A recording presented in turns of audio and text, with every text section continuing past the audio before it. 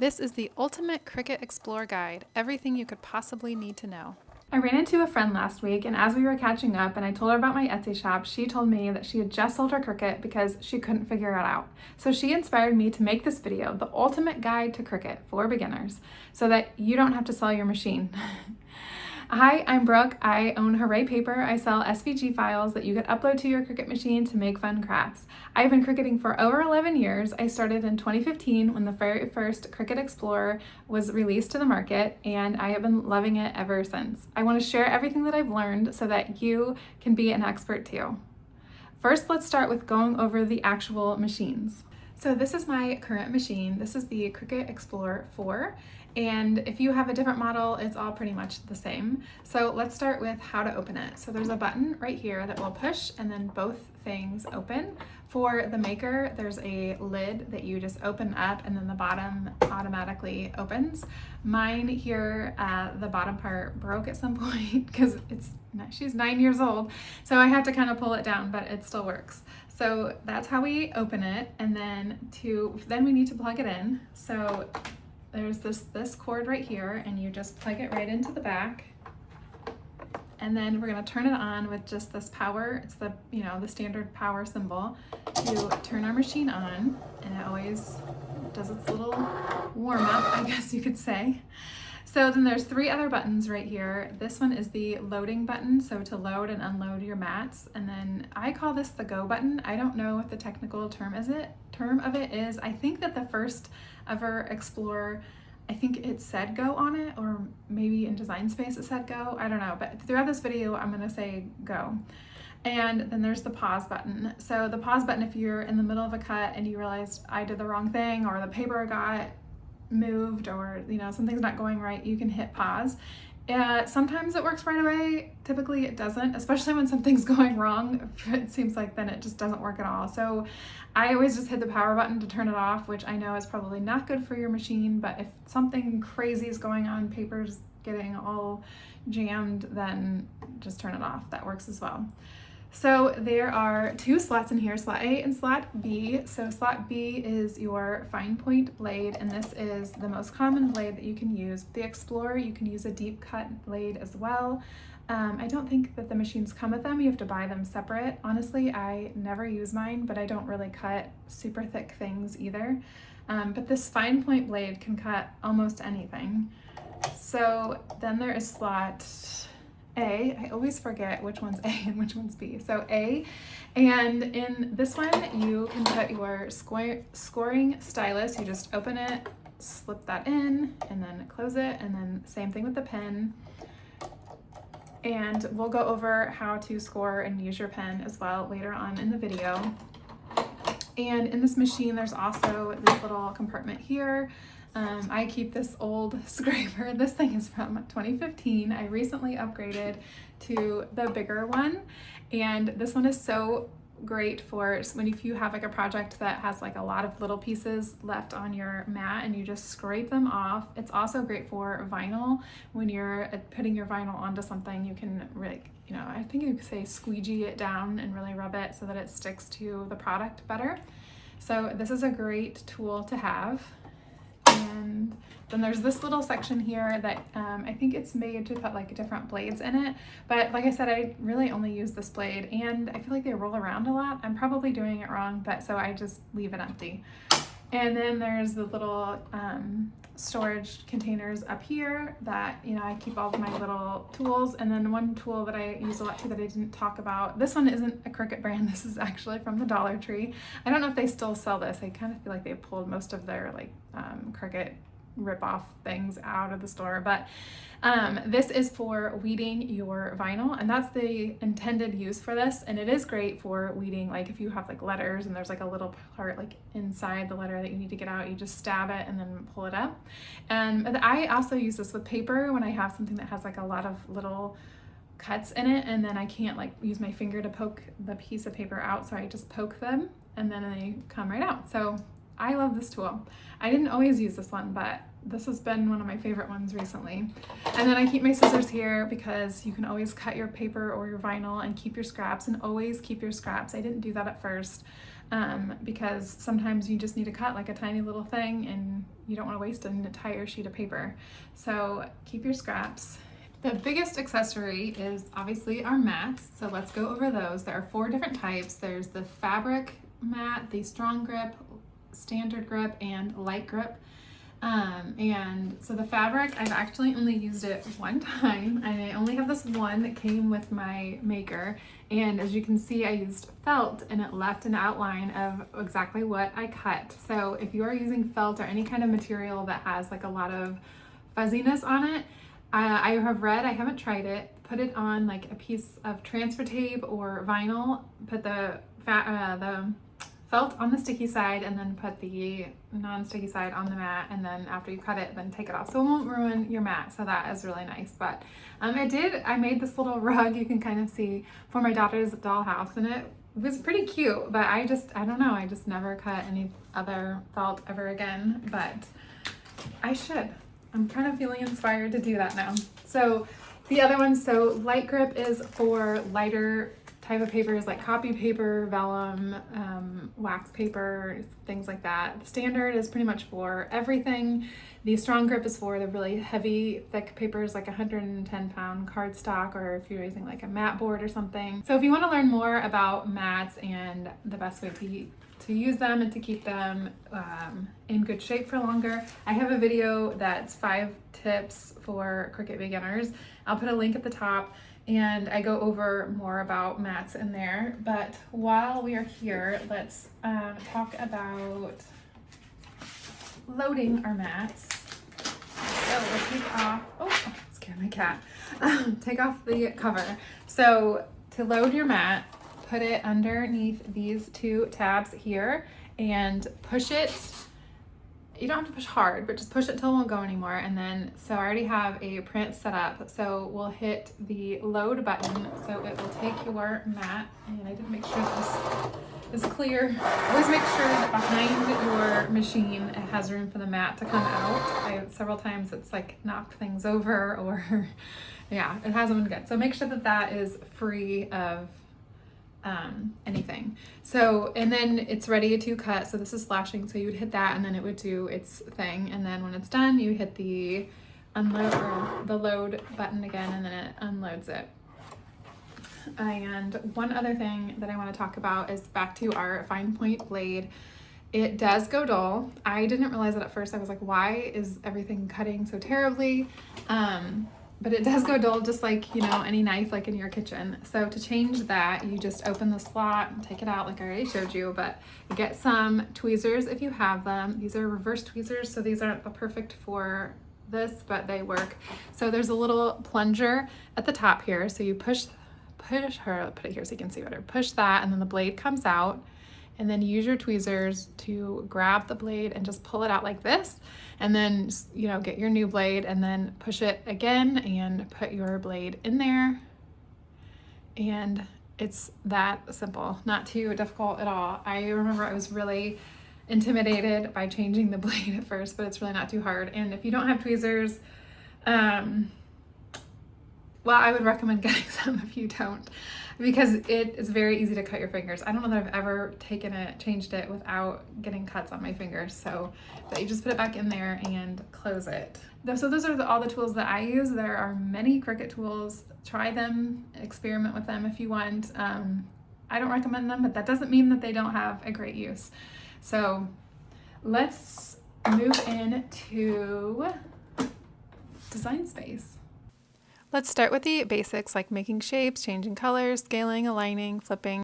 So this is design space when you first open it up, and it honestly, this page stresses me out. All of it's going on, all these flashing things. So right away, I click on blank canvas and I already feel so much calmer. Let's start with making a basic shape. So you click right here on shapes, and you can pick any of these shapes in here, and they have quite a few. Let's just do a star for now, and we can change the color of our star by this square right here. Just click it, and you can click any color that you want, or you can click down on advanced, and you can choose from here. You can move around in here to get your perfect color, or if you know the exact hex number that you want to use, then you can enter that in right here. So let's find, I like this color. Okay, so then let's add some more shapes in here, and let's change their colors.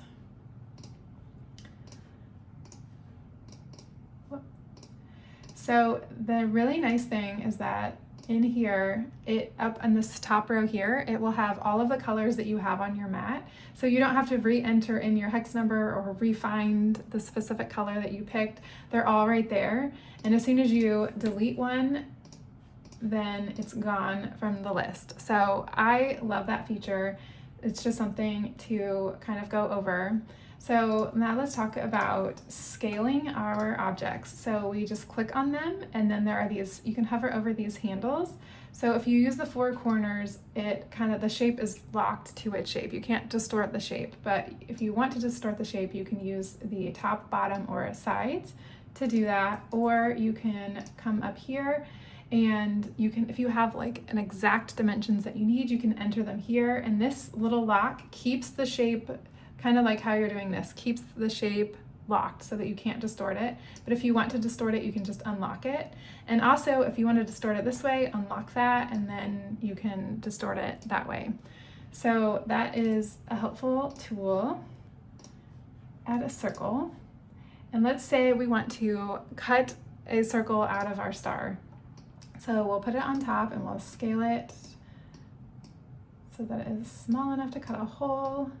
And then so aligning is really important in your crafting, obviously. So this red dotted line will show up to show you when it is aligned. But if you don't want to do that, you can either select your items by dragging and selecting them all, or you can hold down their shift key and click on both, or you can come over here in the layers panel and hold the shift and select both. Either of them work.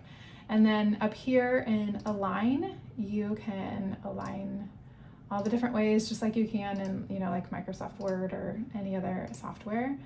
So, so I'll select both, and then to cut the hole out of the star, we'll come down here to combine, and we'll go to subtract, and then we have a hole in our star.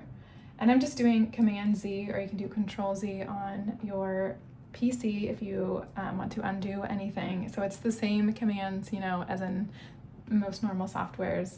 So then there are, these other options down here with the combined that, let's say you want to combine both of these, so then it just cuts around, or if you wanted to, do it like that. So there's all of those different options in there. And let's see. Oh, and then if we want to rotate our object, we just hover over the corners until this little curved arrow comes up, and then we can rotate it any way. And if you want it to rotate to like 180 degrees, just hold down the shift and then pull it around, and so it clicks to, the typical, what do you call that? Degrees rotating? I'm not sure what you call that, but so that is very helpful as well. And then if you have, say I want my star to be in front of this circle, then you can go up here to arrange and bring to front. And then if you want to flip your object, you can go up here to flip horizontal, which looks exactly the same because it's a star. Here, I'll rotate it a little bit, and then flip horizontal so you can see that it does that, or you can flip vertical. So another thing with arranging is that in here you can just drag your layers to change the arrangement, what's on top, what's on bottom. And then you can also right click on any layer. You can right click on the actual object here too to delete it, or you could duplicate it, or you can select all on your page, or attach them. You can do all of those things from here too. There's like multiple ways to do everything, so that's kind of one of the things, like just keep clicking around. You'll eventually find what you need. And one thing to note too is that sometimes if these So let's say my screen is smaller and then I don't have all of my options up here. So if there's an option that you're like, where is it? Just, drag your screen out so that you can find it. So now let's move on to uploading an SVG. So we will just click this upload button here and then upload image. We can drag our file or you can browse it on your computer. I'm going to just drag mine in and continue and upload. And then it always has this annoying box here of things that Cricut has available in its subscription service, but I'm going to close that by just clicking that arrow. That is how you upload your SVG. Pretty simple. So now let's go over how to make score lines. So this is one of my actual products that I have in my Etsy shop. And one of the questions, first of all, that I get asked sometimes is, why doesn't this file have any layers? Because when Cricut opens it, it has all of your layers collapsed right here. I don't know why they do that, but if you click this arrow, you can see all of your layers. And I always group everything together as a piece. And so these two have these lines, which are obviously score lines. So on top, and I can hit shift to select both of these that are score lines, and then you go up here and hit score. And then if we just send it to, and then, so this is a whole nother thing. We'll talk about saving projects later. I don't want to save it. And so your scores are on a completely different mat and they're not in the same position. And a lot of people get really confused by this. So we're going to cancel out. And what you need to do is select the two layers, the score, the score and the cut, and click this attach button. And I'm going to do the same thing with this one. And then when I send it, now they're attached. So that's a little confusing, but once you know it, it's, pretty easy. Let's talk about using the pen tool and writing fonts. So for the pen tool, I'm gonna use this same file and I'm gonna click on my score line here, and you just go up here and change it to pen, and it's just that easy using the pen tool. So the part that is a little bit tricky is the fonts. So I'm gonna close these out, and let's say we wanna put a name on top of this. So we're gonna hit text, and text pops up, and so you can see that it's super thick. So a customer recently asked, why isn't it just outlines the text? Why is it only outlining the text? Well, because the Cricut isn't a printer, and I guess the marker could scribble back and forth to color it in, but that would take a really long time and probably not look that great. So there is such a thing as writing fonts. So to get to our fonts, we'll click right here. It says it's Cricut Sans currently. And if we want to find a writing font, we can purchase one. We can click this little filter button and click writing, and then it filters out all of the fonts that have the writing option. So I actually have never bought any fonts from Cricut. So anytime I use my pen tool to write, I use Cricut Sans because it's free and it has a writing option. So we have Cricut Sans already available, and you can, in here with fonts, you can use your system fonts, which are just the fonts that are already loaded on your computer. None of them are writing though, but if you are using doing a print then cut, you can use that feature as well. And then it also has your recent fonts that you've used, and you can bookmark different fonts. But we're gonna just go with Cricut Sans. So I'm gonna click out of this, and up here next to the font choice is the type, and so we're going to change it to writing, and then you can see it's just a thin line so that your pen can just make those thin lines to write. So we would put it on top, and then of course attach it again, and then send it to print, or to cut on your Cricut. So we could change this back to score, and then just to make it easier, I'm going to drag this down here so it's all in the same little section, and I can just select here. I'm going to detach and then attach it just so the text is attached, and then you can send it to your machine. And I'll click light stock, and so it'll tell you to first load your scoring stylus, and then it tells you coming up the black pen, so it will score, and then your machine will stop and a screen will come up saying change the score tool to the pen tool now, and then you hit the go button again, and then it will write and then it will cut. So it's pretty simple. Cancel, and now I want to go over my stuff. So this is where you can save projects that you've worked on. So if there's something that you're going to be recutting over and over and over again, you can just save it into my stuff. So this is mine, and I'm blurring it out. I don't know why. It just feels so personal to show you what I cut all the time. I don't know why. But there's also these folders over here that you can make to make collections of different files. But so you click on your item and you can just simply go and make it if you want. I always hit customize, and let's replace this one. And it's so nice because it already has, like, your scoring is already set up, your attaching, things that you attached are still attached.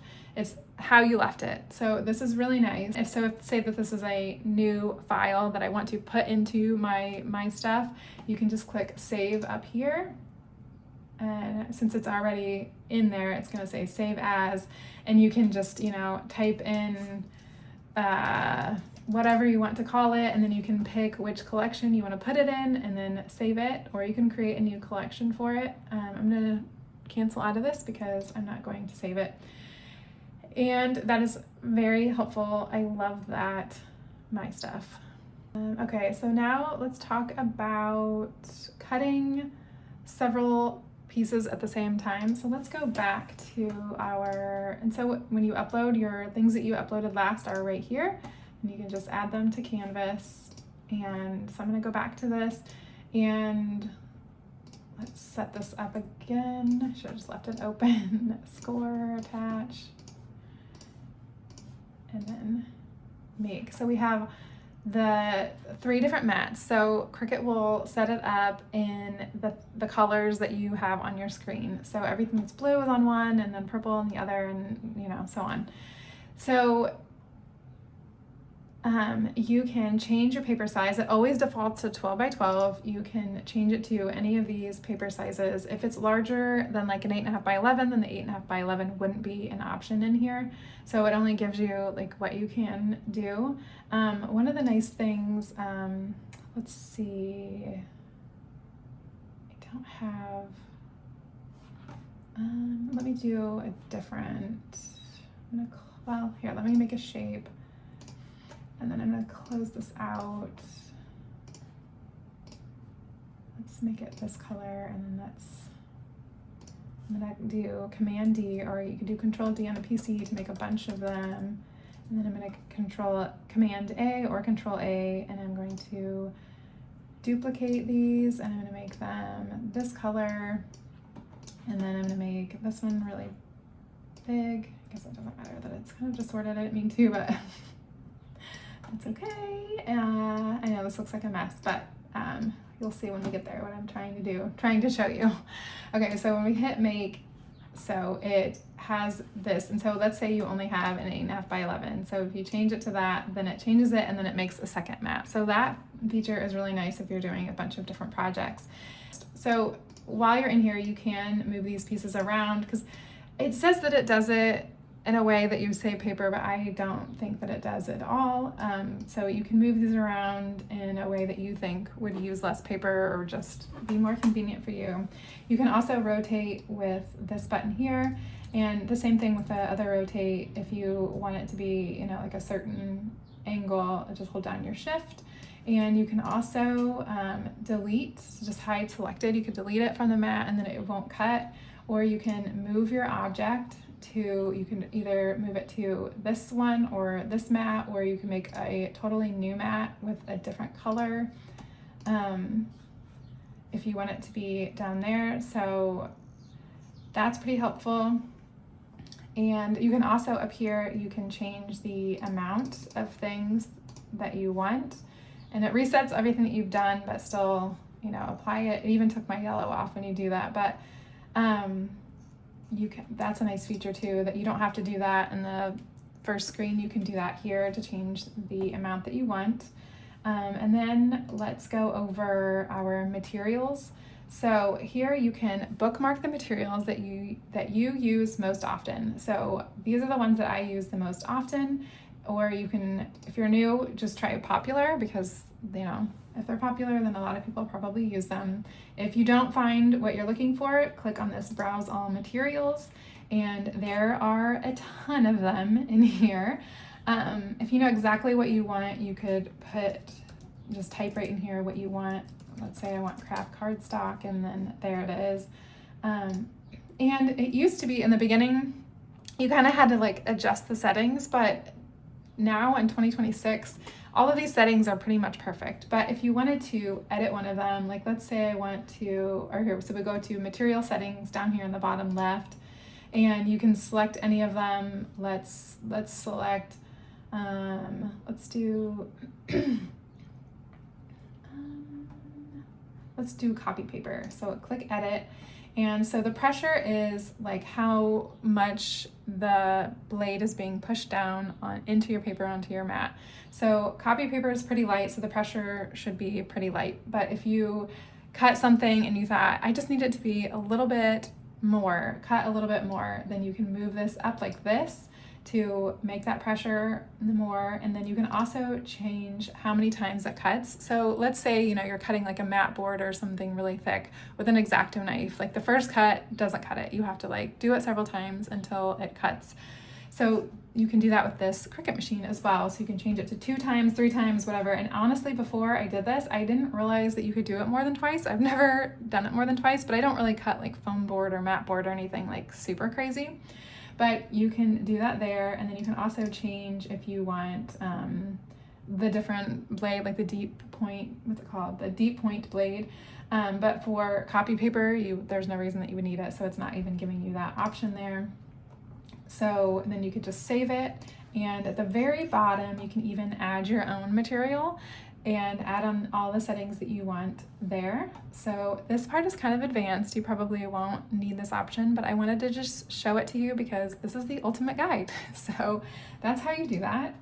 Oh, and how you bookmark, I didn't tell you that. So go back here, and then if you want craft board, just click on it, and then it will show up. Let's see, let's click bookmark, and so now it's there. But I don't really want it there, so actually I'm just gonna turn it off like that. Now let's talk about print then cut. So let's cancel out of this. And I'm going to select all, delete.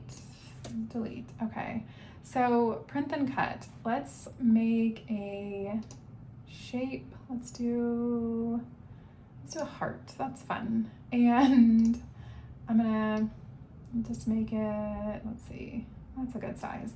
And so I only have a black and white printer, so I'm going to make the background black, but you could choose, like I said, any of these colors up here.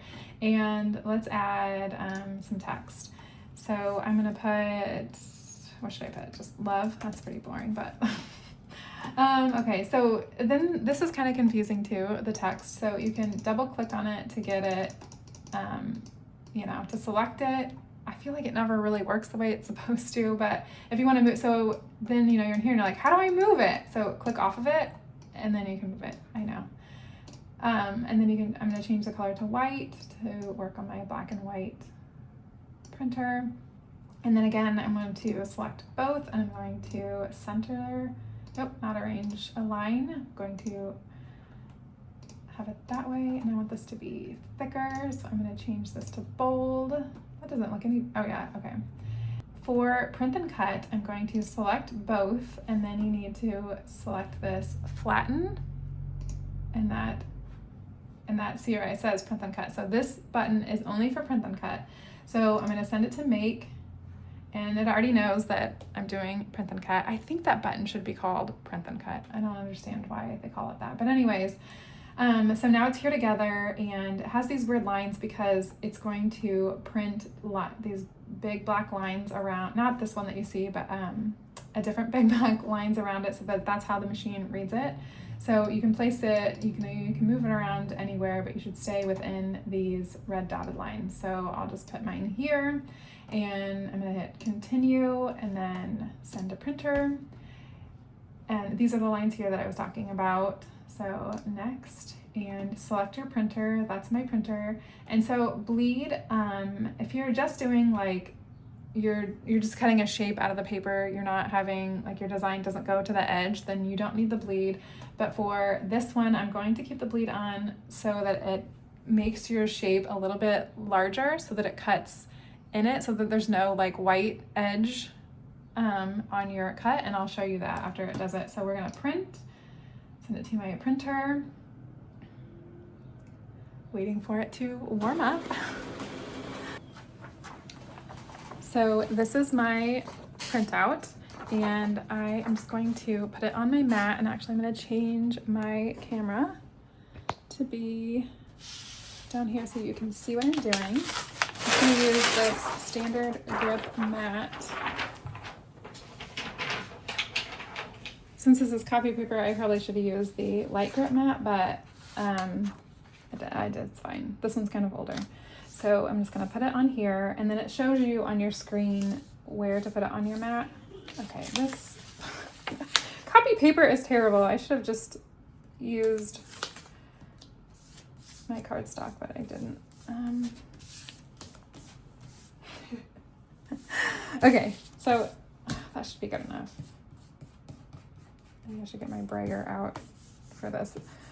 Oh, copy paper.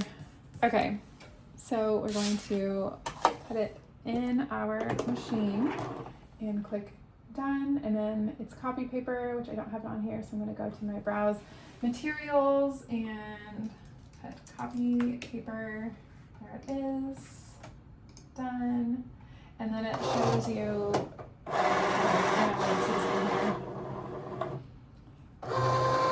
so this process takes a decent amount of time, just while the machine is reading the lines. So, oh, you have to hit go.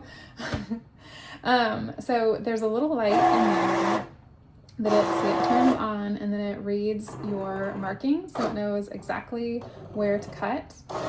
And I would just fast forward out of this part, but I think it's good to show you that it does take a little bit of time. It's not super fast, but it is worth the effort. It does make a pretty cool, you know, craft piece once it's done. Not mine, my simple little heart, but if you had some like elaborate design, it's worth the wait.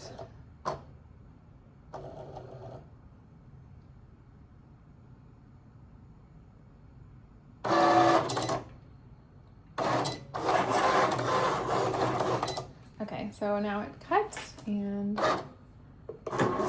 unload our mat, and there's our heart. And then you can see here where it made the bleed for you, so that you didn't get any of the white paper on the edges of your heart. So the last thing that I wanted to go over is, I'm gonna delete this, is this layouts button right here. So I mean, t-shirts make more sense, but like a tote bag, all tote bags are a different size. I recommend just using your ruler and measuring your own piece, but I mean, this is a good feature. I'm sure that, you know, it has like the different sizes in here, and I'm sure that they are true. So let's just click adult small. So this comes up, and so these pink lines, nothing will print or cut, and it's just a guide so that you know the surface area that you want to make your image. And this is the front and this is the back, but you could make your own. Like, let's say you were doing a t-shirt and you wanted the print area to be, let's see, let's close this, let's use this, I don't know, 20 by 23. Oh, you have to go twice because of that lock. Why did I go to 230? I don't know. Anyways, okay, so that will work. And then to change this to be a guide, you just go up here and hit guide, and then you can put your artwork here, and the same thing, it won't cut or print or do anything. And I'll show you exactly. So let's put this in here, let's delete that one, but then let's make, and see, it doesn't show you the guide at all. It just has your shape to cut. The guide is just there to guide you. So that is a nice feature. And then some other things in here that I haven't gone over are basically just Cricut selling you things. So projects or you know, their subscription. And then there's this monogram here that you can put in your initials up here, and then it changes, and you can, you know, edit the different things, and you can have it be cut or cut and draw, and add it to your canvas. That was really small. That's kind of hard to see. I should have picked a thinner one. Oh, maybe because it's small. Okay. And then, so you can do your monogram. I don't know that monograms are really popular anymore. I know they were back when I first started with Cricut, but I don't seem to be as much. And then there's this Create AI. I've never used it, and honestly, I, like a lot of us, don't like AI, so I don't really know anything about it. Images, I think that these are actually free images. I've never used them, but you can add them in and use them in there. And I think, that's basically everything. If we want to like really go over everything, there's here, if you were using your Explore machine and you wanted to switch to your Maker, this is how you would switch between the two. This is notifications, which is really annoying. It's just Cricut trying to sell you things, the cart trying to sell you things. If you have a friend come over, you can sign out of your account and sign in as your friend, and then if they have like stuff in their My Stuff, then they can access that at your house, on your computer, your machine, and everything, if you craft together.